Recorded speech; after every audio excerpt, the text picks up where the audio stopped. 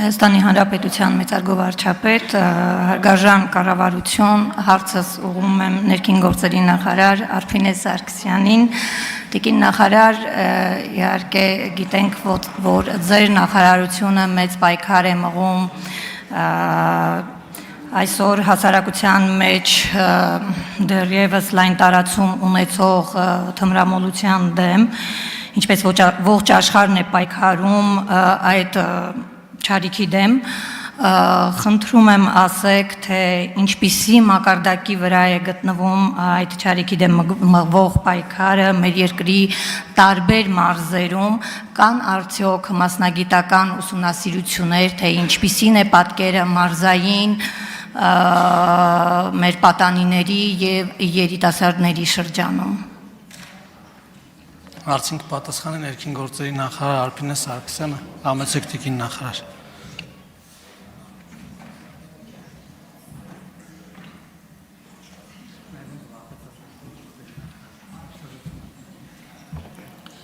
Շնորհակալություն հարցադրման համար, իրականում շարունակելով նաև նախորդ հարցադրումների կոնտեքստում միտքս նշեմ, որ թմրամիջոցների ապոնի շրջանառության դեմ պայքարը իրավապահ համակարգի տեսանկյունից առաջնահերթություն է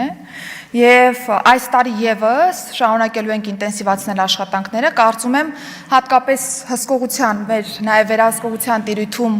արգրավների քանակը հենց նաև այդ մասին է վկայում, երբ որ մենք կարողանում ենք ի սկզբանե ներմուծման ռեժիմում շղթան կոտրել եւ ըստ այդմ հետագայում չունենալ թմրամիջոցների ապոնի իրացման շատ ավելի մեծ եւ բազմադրվակ դեպքեր, որտեղ որ այո,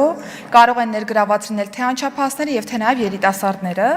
Ըստ այդմ այս ուղղությամբ շարունակելու ենք այս նույն ռազմավարական մոտեցումը։ Ունեցել ենք նաև վարչապետի գլխավորությամբ կառավարությունում քննարկում թմրամիջոցների ապոնի շրջանառության դեմ պայքարի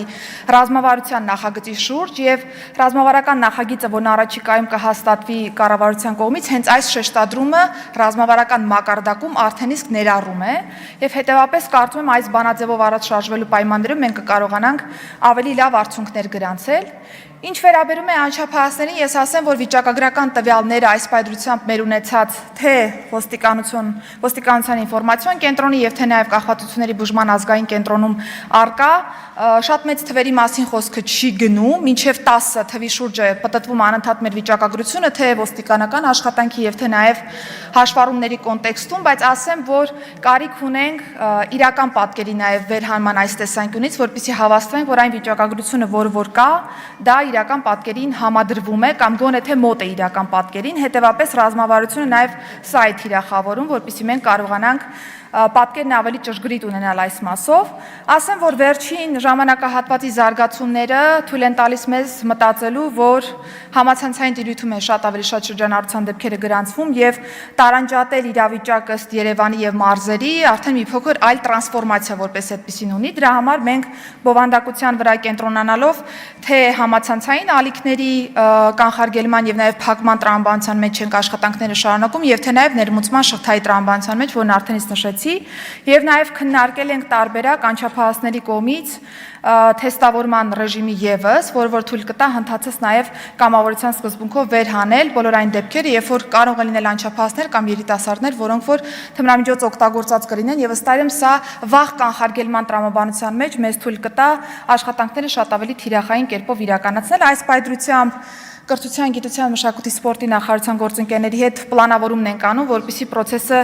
գրագետ լինի, հաշվի առնելով հարցի զգայունությունը եւ գնանք առաջ։ Շնորհակալություն։